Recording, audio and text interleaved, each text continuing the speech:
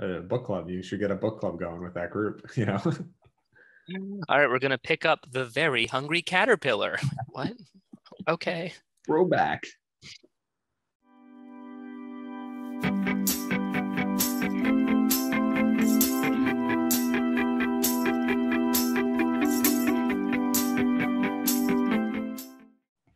Hello, everybody, and welcome to another episode of Unsubscribe, the Demand Drive podcast. I have with me today Mr. Tad Bustin. Tad, how are you? I'm doing great. How you doing, AJ? I'm good, Tad. I'm good. Great. I like hearing great. A lot of people say they're Great. just doing all right. Like, oh, I'm doing okay. I love great. I'm a big wonderful guy. You know, I get a lot of I don't know, a lot of my friends make fun of me for it, but I oftentimes my like go-to zone out response to when someone says, "How you doing?" is wonderful, you know? That's a better zone out response than like Yeah. terrible. Like, oh, how are Atypical. you? Bad. Yeah. Oh, I love the Cool. enthusiasm. Well, today we brought Tad on to talk about, I mean, we kind of just alluded to it, I think, the mindset that SDRs need for success. Tad apparently has a very positive one because he zones out and thinks everything's wonderful. That's a pretty good mindset to have. But we're going to be specifically talking about mindset within the role of sales development. And we're talking about it because we all know that the SDR role is difficult. The way that modern buyers have kind of shifted the way that reps need to approach the job, being more consultative, guiding prospects down the funnel with stuff like storytelling and social nurturing, it makes the job more difficult than it ever has been.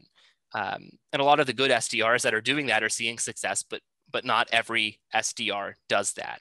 At Tad, as I'm sure you can attest, there are a lot of reps who come in and just do the bare minimum every day. They follow the playbook, they run their sequences, they put in their activities, and they go home. You know, those C and B level reps. And then they have the A level reps out there who are going above and beyond their daily responsibilities and creating their own content and joining online communities and like learning from other sales leaders and trying to better themselves and grow within the role. So there are those top reps, and then there are those B and C reps. And I think the big thing that differentiates them is mindset. So that's going to be the big focus of the discussion today. And I wanted to start by talking a bit about your experience as an SDR, how you approached the role and what you thought made you so successful back in the day. I know you haven't been a rep for a while now, but it's fresh enough in your brain, I'm sure. Oh, for sure. Yeah. I think you never really kind of forget what it's like to be an SDR once you've done that Preach. prospecting thing. And definitely like once you work with a lot of other sales leaders out there, you can kind of quickly understand like who has real prospecting experience versus who doesn't. Mhm. Because it is kind of like a different mindset that you need to be successful in that role.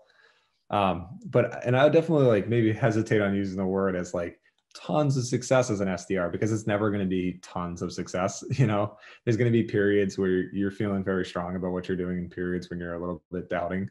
And I think like that's why like mindset is so important when it comes to the SDR position, is because you got to be able to sort of handle, you know, sometimes things are going to be going well for me, sometimes things aren't. And keeping kind of an even keel through that whole process, Mm. because you don't want to ride too high and then, you know, fall too low. If that makes sense. Right. Sales is really full of peaks and valleys, and it's a lot easier to think that things are going well when things are going well, and you start doing the right work, and you're actually putting in the activity and sort of going above and beyond. And then when things take a turn for the worse and things aren't going as well, you start to shirk a lot of the stuff that you might have been doing when things were going well. So that maintenance level, that sort of middle ground that you're looking for. Mhm. Um, what are you seeing the better reps who sort of have that resilience to not be affected as much by peaks and valleys? What are they doing to make sure that they are staying even keeled throughout their tenure as a rep? Yeah. So taking it back to when, you know, I was an SDR, you know, I think it's a need to be constantly improving. You know, I think like my biggest driver a lot of the time, and it's probably not always the same for everybody. Definitely not the same for everybody. There's definitely reps you meet who are super money motivated, Mm-hmm. reps who are sort of very intrinsically motivated, reps who are just straight up competitive. who just Yeah. want to beat the person next to them. I think I definitely fell into the camp of a little bit of column B and C that I mentioned there, where like I'm Mm. a pretty competitive person. I don't like to like have other people be like doing better than me on the leaderboard and stuff like that. So that's always driven me a little bit. But then also like on the intrinsic side, I feel like I don't like to let people down, which is maybe a deeper issue, you know, but I think like it's a very human thing to say that sure. like I don't like to feel like I'm not performing. And so like for me, I was always driven to be like, you know, I got to make sure that like I'm doing well so that I'm like, you know, representing my company well, representing sort of my managers well, representing my client, like the product that I'm sort of talking about. And so like I was always driven to like, I don't want to like let people down sort of thing. And so like that definitely drove me to be like, I got to keep trying to improve what I'm doing, which kind of goes back to the equilibrium thing that we kind of talked about with not riding too high, riding too low. That's why it's like so critical for like when you are performing at a high level, continuing trying to improve, you know, change what you're doing with your process and all of those things so that, you know, when it's happening on the lower level, nothing's really changing from your day to day. You're always reworking things. You're always, you know, kind of moving. Hey, this didn't work, but, you know, maybe this will work in the future. Like keeping some parts of the process the same and never kind of being satisfied with like, hey, I had a great month. Like, I'm just going to keep doing what I'm doing, because then you're going to be looking back in 2 months and be like, hey, it's not working anymore. I don't know what to do because I haven't been workshopping anything over the last 2 months. Right. No, I really like that. The constant sort of like growth mentality, I guess you would call it, or like the desire for you to be better than what you were and continually, you know, improve upon those little things. I don't think you're crazy in Yeah. thinking that, you know, letting someone down is motivation. I know a lot of people probably assume that sales reps in general are pretty extrinsically motivated, so monetarily or even like company-wide recognition, for example, things that are publicly visible as rewards are actually not as common as you might think. I think a lot more reps are intrinsically motivated, and they want to have that sort of inner competition. That's what fuels them. Like they get into sales because they love the competition, but maybe not competing against other people. They just want to be a better version of themselves. I think that's just more common than a lot of people might think. For me, I knew it was. Yeah, definitely. And I think like that's it's kind of an important thing to highlight too when we talk about like characteristics of, you know, successful SDRs out there. Cause I feel like a very common one that gets thrown around is like confidence, where it's like, I want to hire someone who's like uber confident. And it's like, that goes to a certain extent. But I do find out a lot of the times where when you work with a rep, it's less confidence and more self-awareness. You know, we're understanding, you know, when you're reaching out to someone, that, you know, it's not about you, you know, it's not about you like being the best sales rep, you know, sort of getting on the phone and giving the best pitch. It's understanding how you're coming across the prospect. And yeah, sure, it definitely helps to you know, feel like you're not a nervous Nelly on the phone and like having intonation in your voice and like being able to speak about what you're, you know, talking about with a little bit of like, I know what I'm doing. But it's also understanding that it's like, you know, I don't know exactly what's going on at your organization. That's why I'm reaching out to sort of, you know, provide value to your organization, where like you don't want kind of blind confidence, if that makes sense. Like it's got to be a amalgamation of a bunch of different things that's going to help you, you know, connect with the person on the other end of the phone. Yeah. People always say you want that salesperson who can sell ice to an Eskimo. I Yeah, don't necessarily think that's super valuable. Like you want someone who can connect with the prospect and understand their pains and challenges and needs, and then try to solve their problems or help them meet their goals with whatever you have, your product or your solution. That's like part of at the beginning what I was talking about, that shift in the environment of sales in general is being dictated by buyers, not by sellers. And previously, if we're seller motivated or seller dominated, you could have someone who could sell ice to an Eskimo and get away with it. But now people see kind of right through that, if that makes sense. Yeah. And also on like the SDR level, like when it comes to like that's like a huge difference between a lot of organizations out there, that some are so oriented around just like booking a meeting, you know, sort of thing, where it's like, oh, like I don't really care much about what's going on the prospect side of things. Yeah. You know, my goal is to go out there and sell a meeting, you know, some interest or whatnot.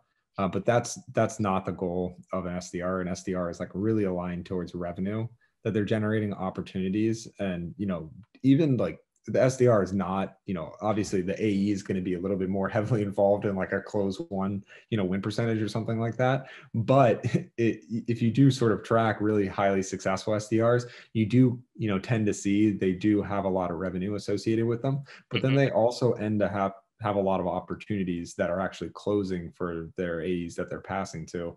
Right. And like, that's very important because, yes, you could sell, ice to an Eskimo, or at least set them up for a meeting in order to learn more about ice. But guess what? Like, the Eskimo is probably going to realize in the process he doesn't need to buy ice. Right.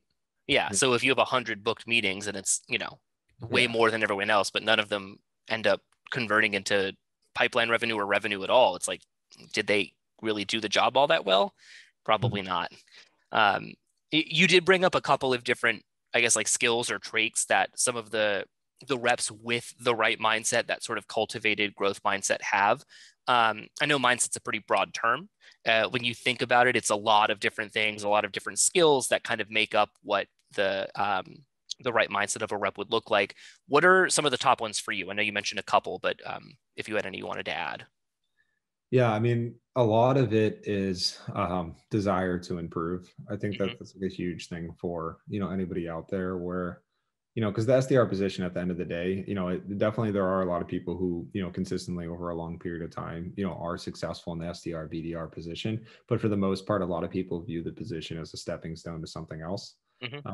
And so, while you're in the position, I think it's like hugely important to, both hone your craft as an SDR, BDR, but also, make sure that you're growing in the direction you want to grow in, or growing in multiple different directions. Cause also, like, a lot of the time when you're entering, you don't know quite what your passion is. This guy. Yeah. And so, like, I think desire or growth is hugely important. I think it's like no ego allowed for SDRs, where you have to be able to, enter the position and know that you're not going to be the best person. You're not the best SDR, BDR within your first few months.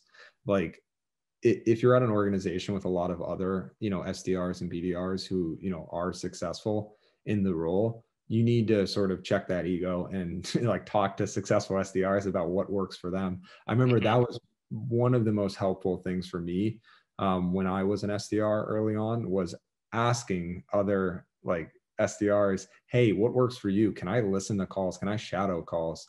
Like, can I do my pitch for you? Can you rip me apart? Like, stuff like that. That's like made me way more successful than I ever could have been on an island by myself. So you again, the full confidence sort of thing, it's not confidence, it's self-awareness. It's understanding that, hey, I need to improve. On the phone, I can come across as confident and stuff like that. I have that ability, but I need to understand that like there's a lot of work that needs to happen. And even if I'm at the top of the leaderboard, I constantly need to be reinventing what I'm doing in order to stay up there. I love that. Yeah, I can second your point about needing to learn from others, and that idea of like a lone wolf salesperson it's not real. I don't know, like if that's the way to put it, but like I think early on I was sort of like that, where I thought I could handle stuff on my own, and that, post training and sort of onboarding, like I had all of the tools I needed. It was up to me to understand how to use them, and it just didn't work. But there's opportunities abound for you to learn from other SDRs, whether at your own company or even through online communities, on LinkedIn, like connecting with reps at other companies. That's what helped me the most by far, was learning from other people, like you said, seeing what they were doing, listening to my pitch, ripping me apart, as you said, and really understanding how my point of view wasn't the only point of view out there. There's definitely someone else who has an idea of how to do your job better, or how to tweak what you're doing to get better results. And if you aren't open to that, then you're closing yourself off on a ton of opportunity. For sure.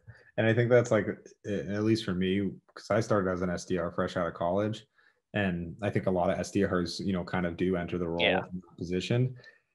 I hated that. And so I was like, I need to get better so that I feel like I can do this, And so like, that's why it was so, important to me to like figure out how do I hone my craft a little bit, early on. And I think like the most successful SDRs are the ones who are like, take it upon themselves to be like, I need to go out and figure out how to improve myself. I can't wait for someone to tell me what to do. I need to go do what I need to do.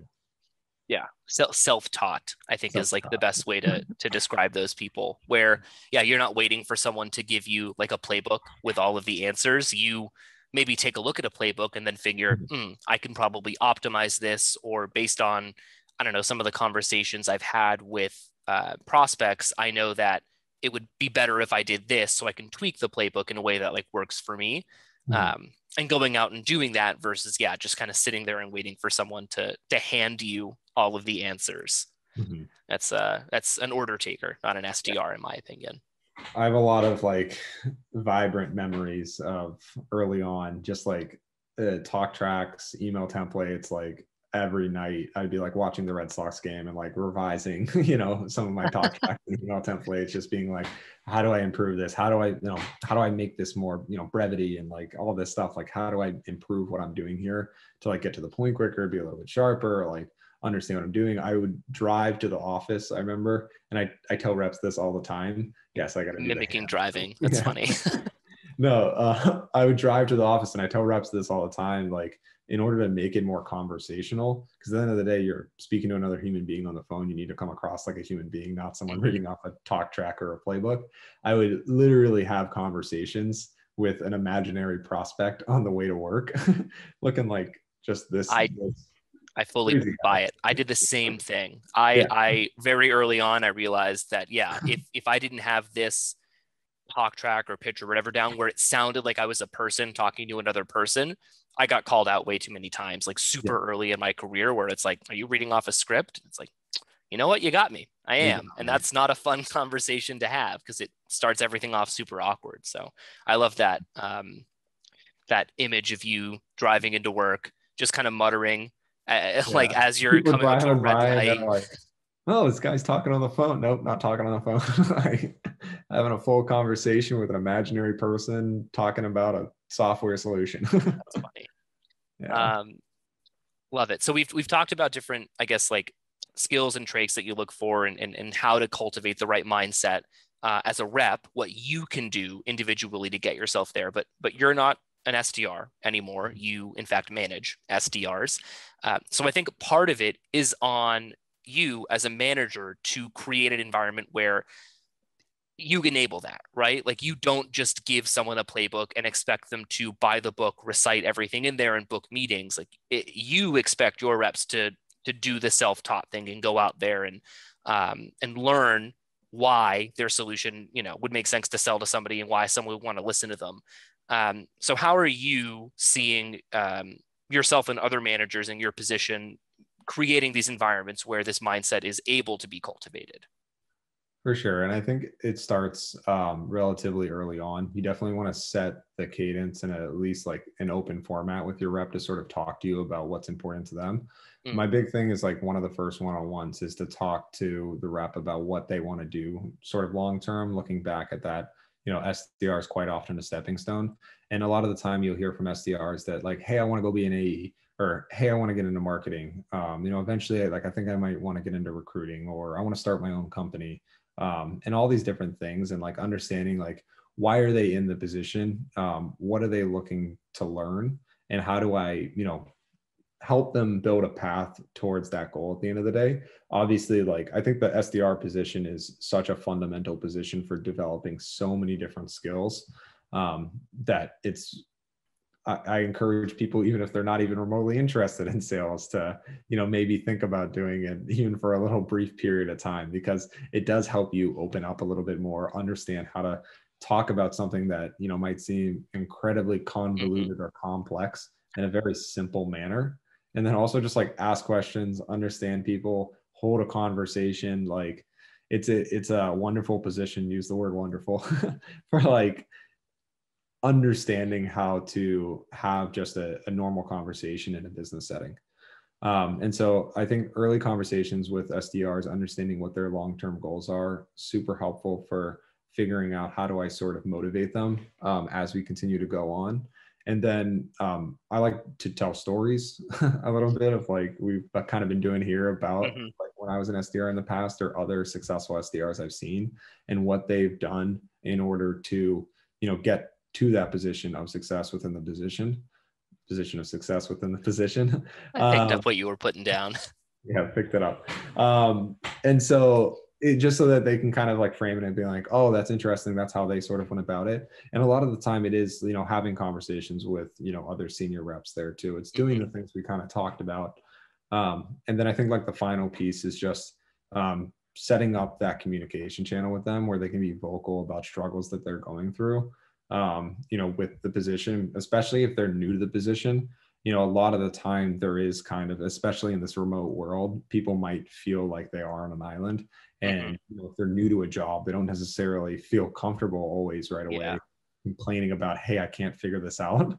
And on a floor with a bunch of SDRs, it's very easy to sort of like pick that up. And it's a lot easier to have those conversations.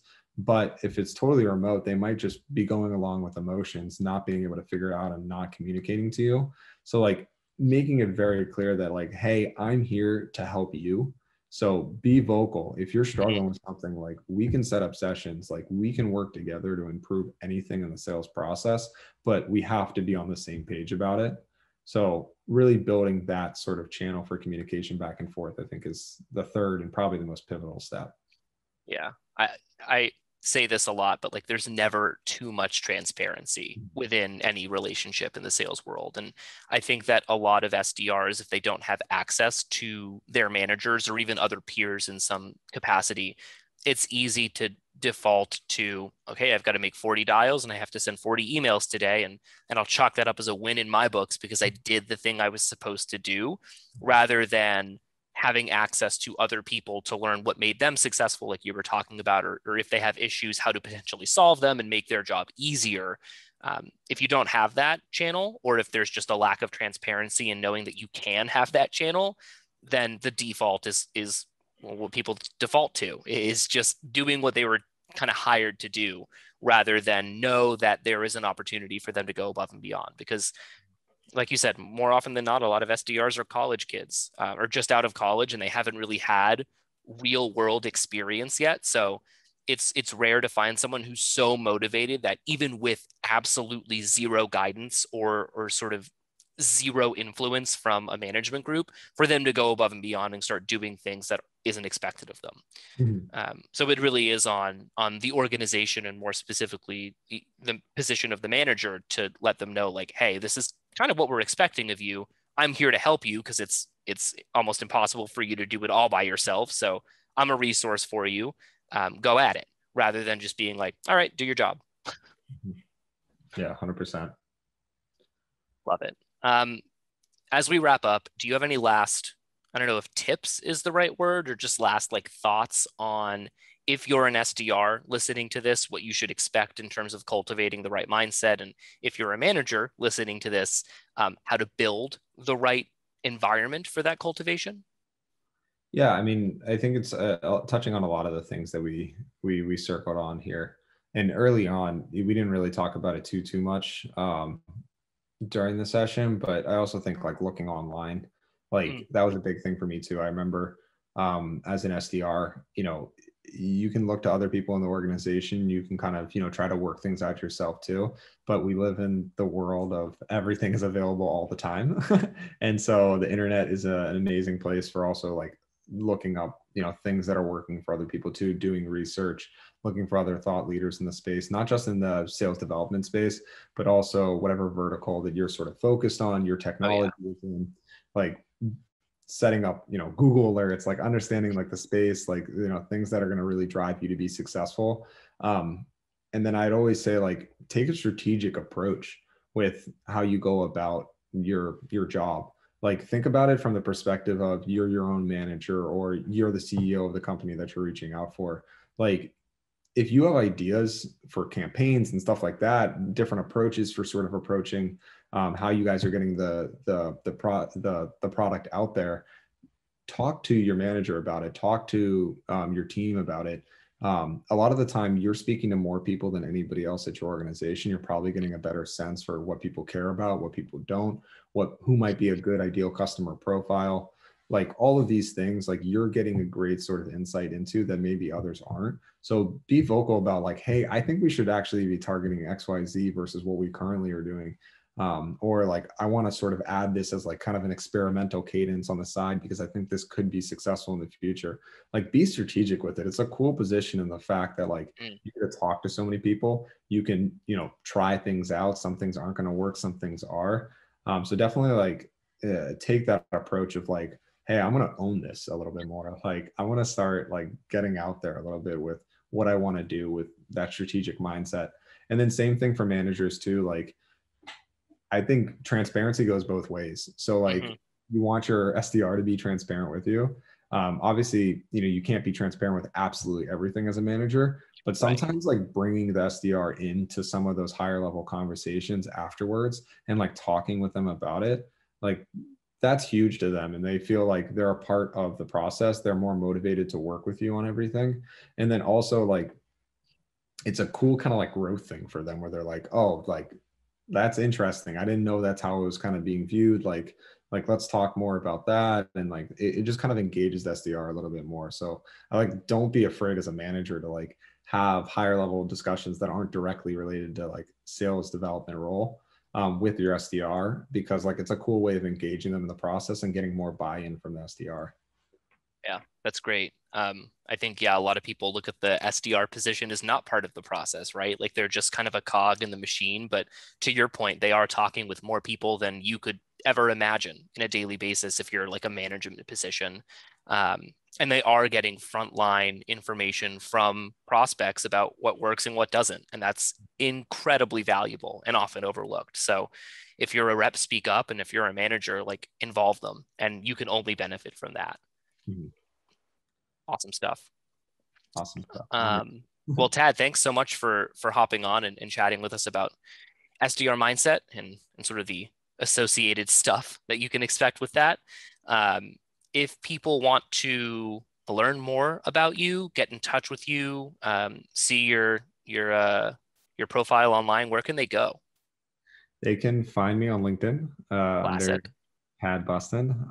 That's probably the only place you can really find me. You So, don't have a MySpace, a oh yeah, blogger, uh, the none, MySpace none of login. that stuff. Yeah. Yeah, so um, LinkedIn's probably the best place, but yeah, I would love to connect with other people sort of in the space who are, you know, interested in talking more. Doors always open. So definitely connect with me, shoot me a message. I can shoot you a message back. But yeah, definitely. Doors always open. It's a good mindset to have. See what I did there? Bada bing, bada boom. Bada bing, bada boom. Thanks everyone so much for listening to this episode. Make sure to follow us and subscribe for more unsubscribed content. See some of our future episodes. Check out some of our past episodes. And until next time, good luck out there, everyone. That'd be funny. That would be good. It's like a pacer. Like, You have 5 seconds, Tad. Answer the question. I love the pacer. I'm a psycho with like things like that where I just like competitions that are like very like rigid, you know.